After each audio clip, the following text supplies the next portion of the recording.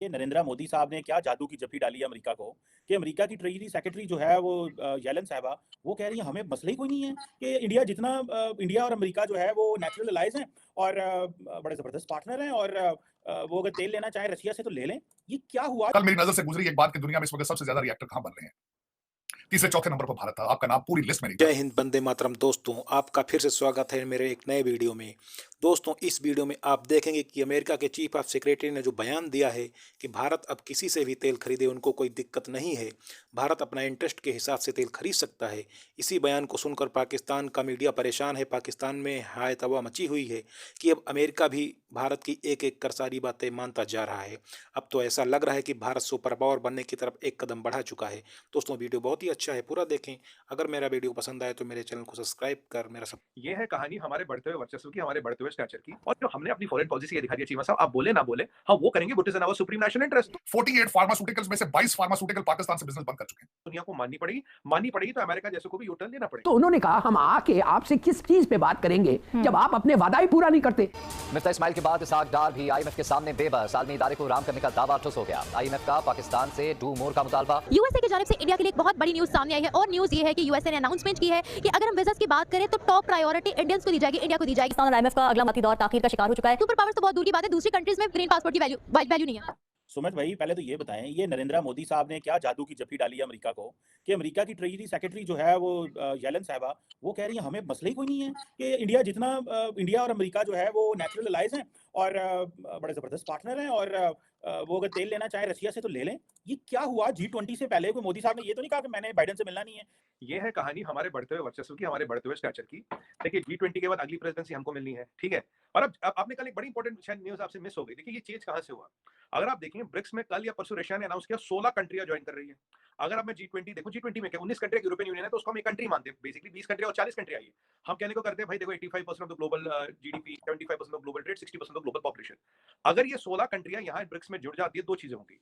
50% of the world's trade GDP, 50-60% of the world's trade and almost 55 to 60% of the world's population वहां जुड़ जाएगी। तो एक parallel body खड़ी हो रही है और जितनी ये 7-8 बॉडी है उनमें इंडिया हार जाएगा, उनमें नरेंद्र मोदी जी हार जाएगा। तो चीमा साहब इसे कहते हैं चेकमेट डिप्लोमेसी। आप जाइए, आपने जाने से पहले आप अपना स्टैचर, अपना जो आपकी औकात है वो अनाउंस कर दीजिए। दुनिया को माननी पड़ेगी तो अमेरिका जैसे को भी यूटर्न लेना पड़ेगा। अभी हमें यूरोपियन, अभी देखिए डॉक्टर जयशंकर साहब ने तो पहले तेल के बारे में बता ही दिया था। ये हमें पकड़ रहे थे तेल को लेके। अब देखिए इनका कितना बड़ा यूटर्न आ गया, कह रहे नहीं जितना मर्जी तेल ले लो, कुछ भी ले लो, हमें तो मसला ही नहीं है, हमें हमारी तो कोई मतलब ही नहीं, हमें तो कुछ देखना ही नहीं है। और जो हमने अपनी फॉरेन पॉलिसी ये दिखा दी है चीमा साहब, आप बोले ना बोले, हम वो करेंगे what is in our supreme national interest. तो हमें अगर रशिया से तेल लेना ले, और मैंने लास्ट टाइम आपके शो में कई और शो पे मतलब रिक्वेस्ट कर चुका हूं, मैं कहा भाई जिसको तकलीफ है इंडिया से तेल क्यों ले रहे हो, वो अपना तेल हमसे सस्ता करे ना भाई। अगर यूनाइटेड स्टेट्स को लगता है यार इंडिया रशिया से तेल ले रहा है, रशिया मान लीजिए हमें $70 बैरल दे रहा है, तो आप दे दीजिए $60 बैरल, आपसे ले लेंगे। सऊदियों को तकलीफ है, वो दे दे $60 बैरल, हम उनसे ले लेंगे।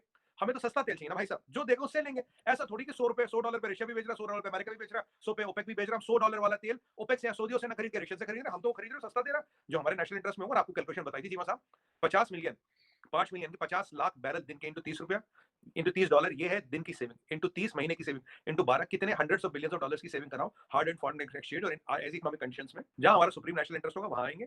तुम G20 में देखिए, G20 हमेशा वेस्ट डोमिनेटेड है, वेस्ट का एजेंडा चलता है, पर वो टाइम निकल गया। और ब्रिक्स में सबसे अच्छी बात ये है चीमा साहब, दो बड़ी करेंसी है वहां पे। आज मुझे कोई सवाल पूछ रहा था ब्रिक्स में करेंसी कौन सी चलेगी, दो करंट बड़ी करेंसी, युआन और रुपया। अगर आप युआन और रुपये के बारे में पहले नहीं बात कर चुके, which is the most stable currency rupee, yuan doesn't stand a chance. Rupee तो 34 कंट्री में we are using rupee, 34 countries with our foreign exchange reserves, with our gold reserves and all, we might be even become a default country in BRICS, default currency in BRICS. Cheema साहब yuan तो गिनती में नहीं है। देखिए yuan चलता है 2 कंट्रियों में, हम चलते हैं 34 कंट्रियों में। कल मेरी नजर से गुजरी एक बात कि दुनिया में इस वक्त सबसे ज्यादा रिएक्टर कहां बन रहे हैं। तीसरे चौथे नंबर पर भारत था। आपका नाम पूरी लिस्ट में नहीं था। 25 मुल्कों की लिस्ट थी। आपने एक भी एटॉमिक रिएक्टर बनाने की कोशिश नहीं की फॉर द एनर्जी बेसिस। तो उसमें ये वो अदारा है खान साहब जिसको आप तबाह करने के लिए तुले हुए हैं। वो फ्लड में बचाता है, जल्जलों में बचाता है, और एटॉमिक एसिड को वो पकड़ कर बैठा है, और आपने उसको चारपाई के नीचे घुसा दिया, वो छुपते फिर रहे हैं। और इसकी मैं नहीं बात कर रहा, ये वॉल स्ट्रीट जर्नल कह रहा है। और वो इंस्टीट्यूशन फाइनेंशियल टाइम्स और वॉल स्ट्रीट जर्नल लोग जो पढ़ते हैं, मैं आपको बताऊं, वो they are very serious people. इसके आफ्टर मैथ आप देखेंगे, जो चार, एक तो मैं आपको बताना चाहूं 48 फार्मास्यूटिकल्स में से 22 फार्मास्यूटिकल पाकिस्तान से बिजनेस बंद कर चुके हैं। पैरासिटामोल आपकी वहां मिल नहीं रही। तो आप इन सर्कमस्टांसेस में ना जो पिछला वजीर आजम है उसके माथे पे बल है, ना जो सिटिंग वजीर आजम है उसके माथे पे बल है, और जिस इंस्टीट्यूशन के बारे में वॉल स्ट्रीट जर्नल लिखा है वो चारपाई के नीचे घुस के आंखें बंद कर ली उसने। तो फिर आप देखिए इस कौम का क्या बनेगा।